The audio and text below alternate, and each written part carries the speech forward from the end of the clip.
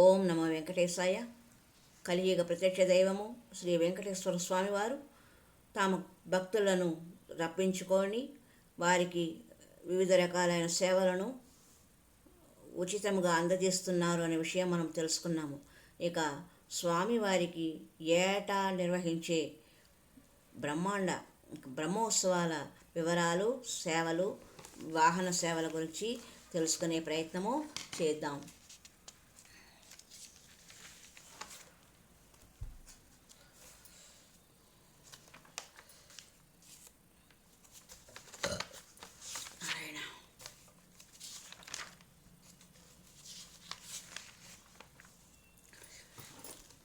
తిరుమల శ్రీనివాసుడిని దర్శించుకోవడమే ఒక దివ్యానుభూతి. ఎక్కడెక్కడి నుంచో కష్టాలకు వచ్చి తిరుమలకు చేరుకుంటారు. గంటలకు గంటలు క్యూలో వేచి ఉండి అయినా స్వామిని దర్శనం చేసుకొని వసతులు లేవని విసుక్కోరు. క్షణకాలం ఆయన మూలమూర్తిని దర్శించుకోగానే పడ్డ శ్రమంతా మర్చిపోతారు. తిరుమల శ్రీ వెంకటేశ్వరుడి దివ్యరూపం ఒక్కొక్కరికి ఒక్కొక్క అనుభూతిని మిగులుస్తుంది. ఆయన ఆకర్షణ అటువంటిది.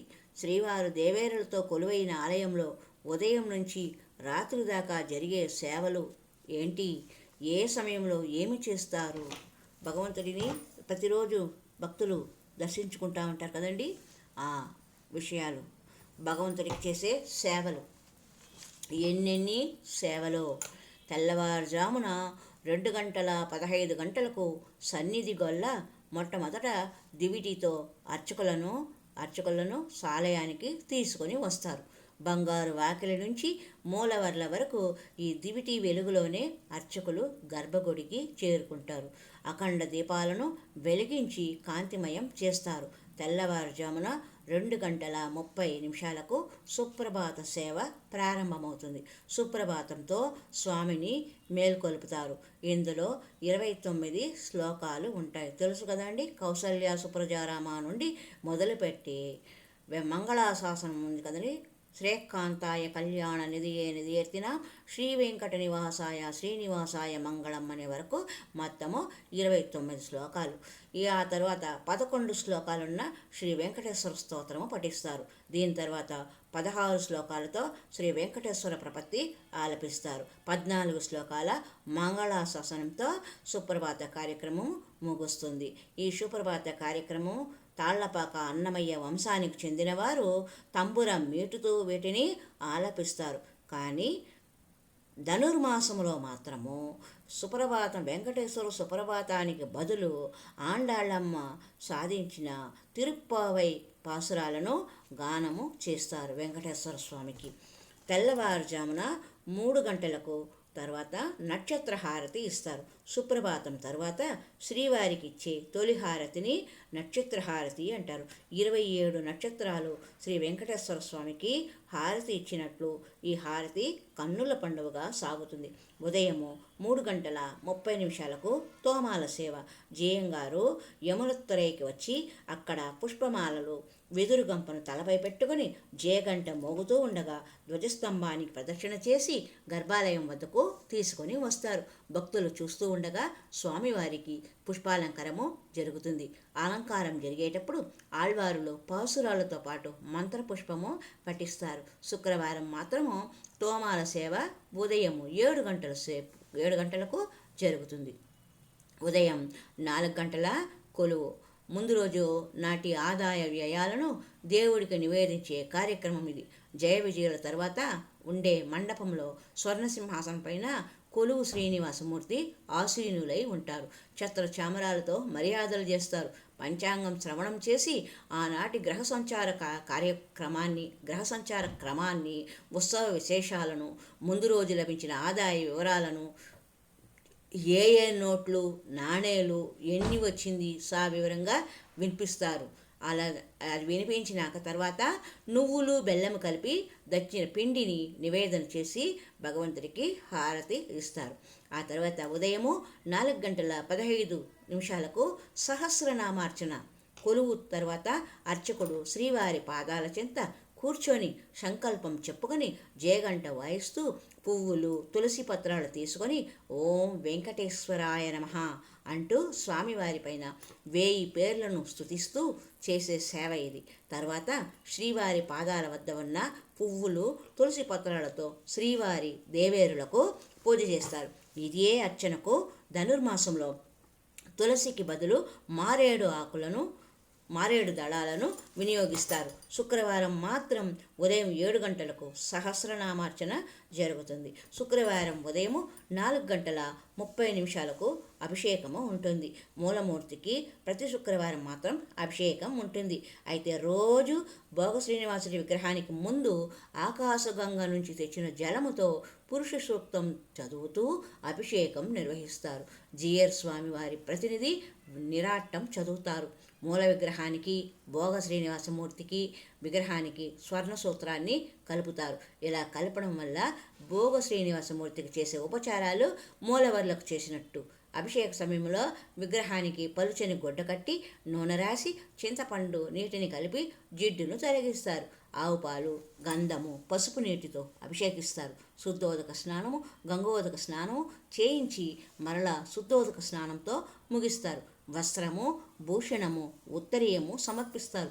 కర్పూరంతో నుదుటి మీద ఊర్ధ్వపుండ్ర చిహ్నాన్ని దిద్ది యజ్ఞోపవితాన్ని అలంకరిస్తారు.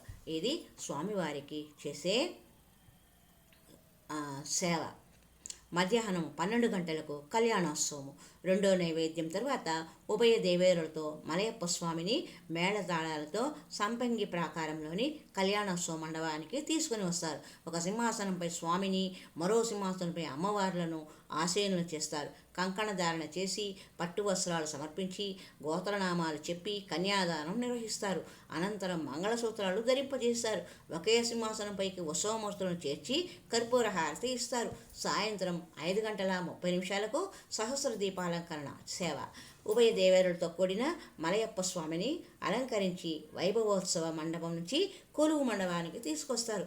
అక్కడ దేదీప్యమానంగా ప్రకాశిస్తున్న సహస్ర దీపాల మధ్య ఉన్న ఓయలలో స్వామివారు ఉభయ దేవేరుల సమేతంగా ఆసీనులై భక్తులకు దర్శనమిస్తారు.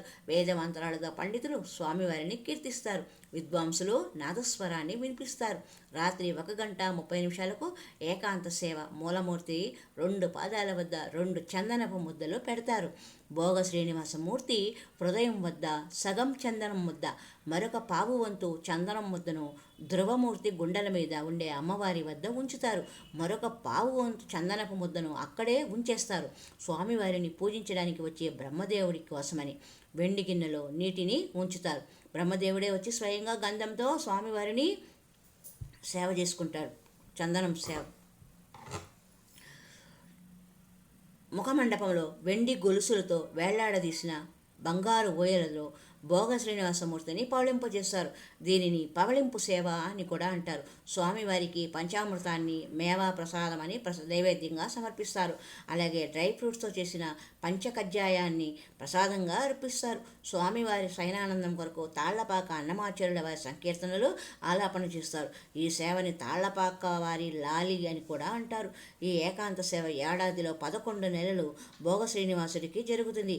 ఒక ధనుర్మాసంలో మాత్రమే కృష్ణుడి విగ్రహానికి జరుగుతుంది.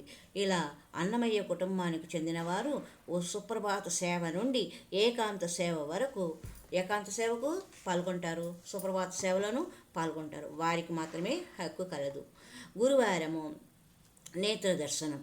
గోవిందుడు అనగానే నామాలు గుర్తుకు వస్తాయి. అయితే గతంలో వడగలై తెంగలై అనే 2 రకాల నామాల్లో ఏది స్వామికి అలంకరించాలి అనే విషయంలో న్యాయ పోరాటాలు జరిగాయి. బ్రిటిష్ కాలంలో అది వద్దు ఇది వద్దు అని 2 సరిపోయేలా ఇప్పుడు ఉన్న తిరునామాలు పెట్టాలని అప్పటి న్యాయమూర్తులు తీర్పు ఇచ్చారు. అప్పటి నుంచి ముఖంలో నిండుగా తిరునామాలు తీర్చిదిద్దుతున్నారు. అందుకే స్వామివారి నేత్రాలను మనము పూర్తిగా చూడలేము. అయితే గురువారం మాత్రము శ్రీవారి నేత్రాలను చూడవచ్చు.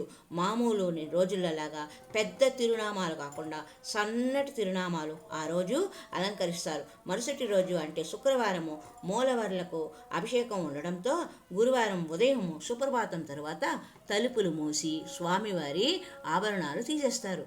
దీన్ని సల్లింపు అంటారు. వారం మొత్తము వందల కిలోల ఆభరణాల బరువు మోస్తున్న ఏడుకొండల స్వామి ఆ రోజు ఆభరణాలు చాలా కొద్దిగా మాత్రమే ఉంటాయి, ధరిస్తారు.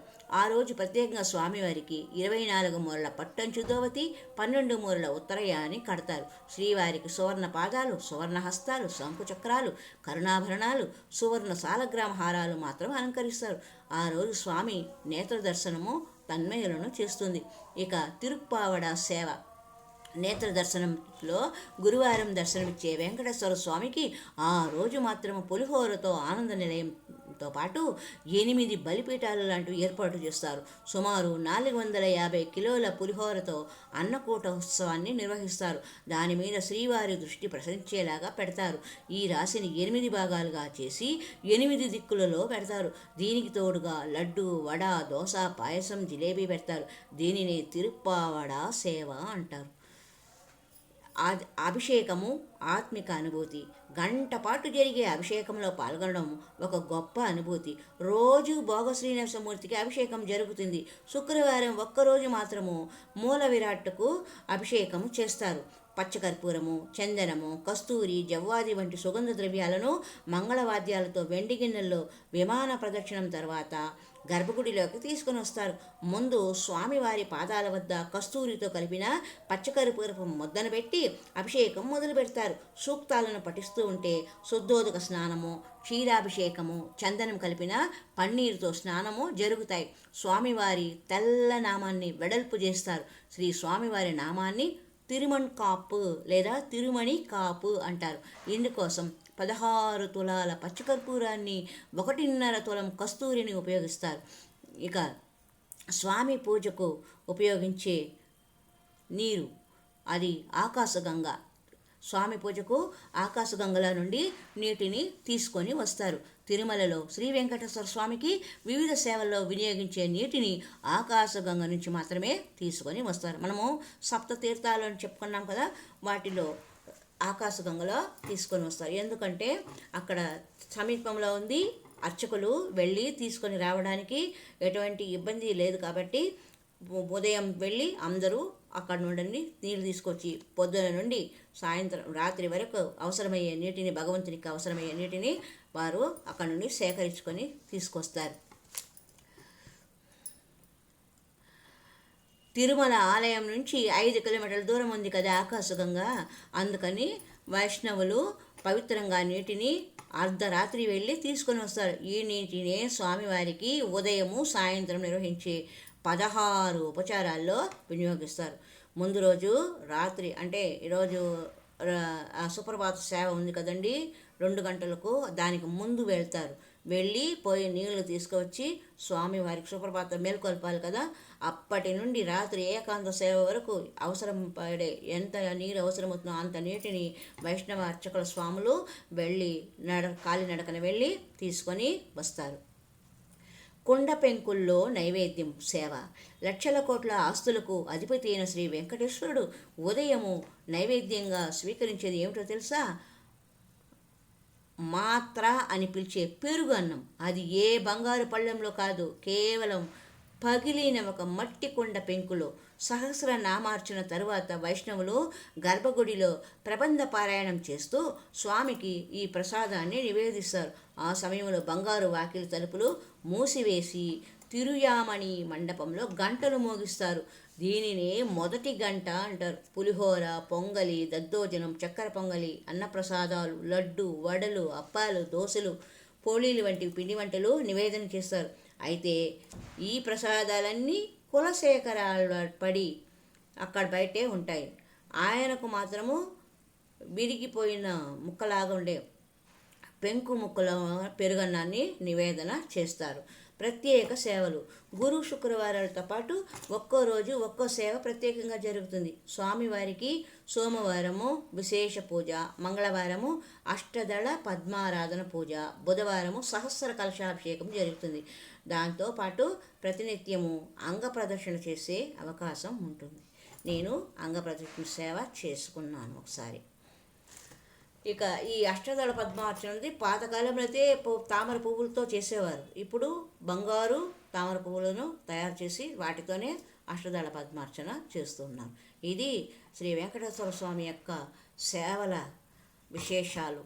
ఆయనకు ఉదయం సుప్రభాత సేవ నుండి ఏకాంత సేవ వరకు జరిగే సేవా వివరాల పట్టిక. ఓం నమో వెంకటేశాయ. ఓం నమో వెంకటేశాయ. సర్వే జనా సుఖినో భవంతు. లోకా సమస్త సన్మంగళాని సంతు. భక్తులు ఉంటేనే భగవంతునికి వైభవము, కీర్తి, ప్రతిష్టలు. భగవంతుడికి భక్తులు ఉండాలి, భక్తులకి భగవంతుడు ఉండాలి. వీరిద్దరి మధ్య అనుసంధానం, సమన్వయం ఉంటేనే లోకము సుభిక్షంగా శాంతిగా ఉంటుంది. లోకా సమస్త సన్మంగళాని సంతు. హరి ఓం తత్సత్.